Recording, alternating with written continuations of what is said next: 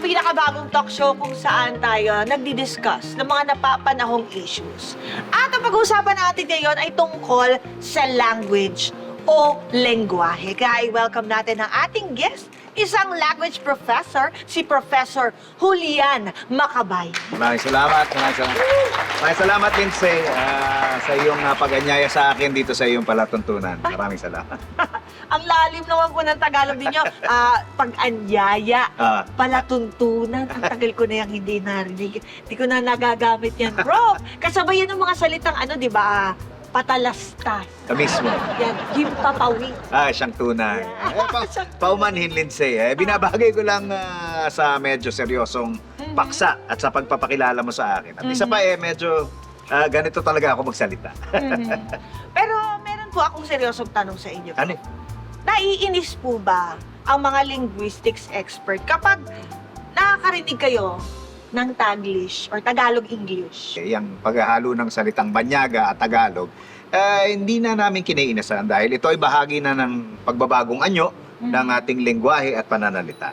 So, hindi po kayo naiinis sa Taglish? Hindi. Bali, ang nakapagpapaigting lamang ng aking galit ay yung mga dahilan kung bakit nila pinaghahalo ang Tagalog at English. Ano po yung mga dahilan na ito, yung nasinasabi niyo?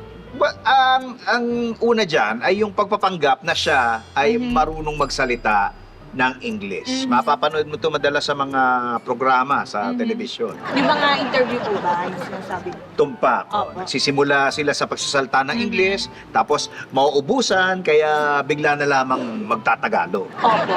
Nakikita ko po yan na usually magsisimula sila sa sentence na in my opinion or as a matter of fact.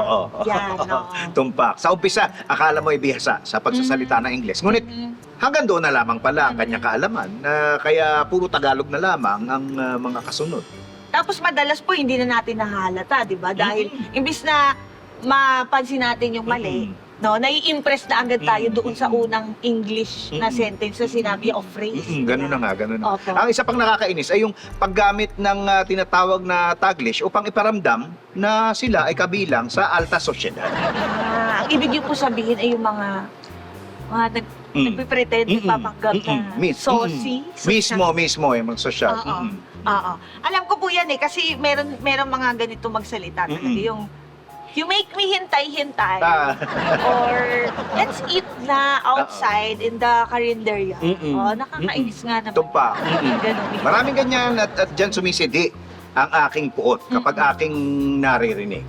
Opo. Naiintindihan ko po yun. Pero ang ibig niyo po sabihin, okay sa inyo ang Taglish bilang kasama sa pag-evolve ng ating language, pero naiinis kayo sa mga nagpapanggap. Tama po ba?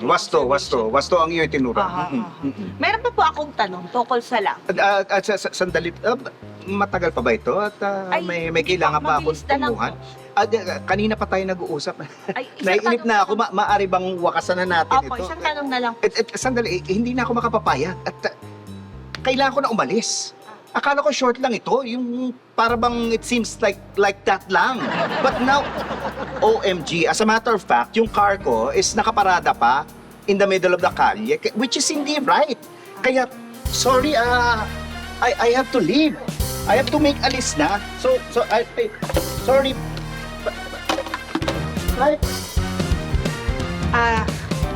Diyan po nagtatapos ang show natin. Ako po ulit si Lindsay. Sana po nagustuhan ninyo yung ating discussion today.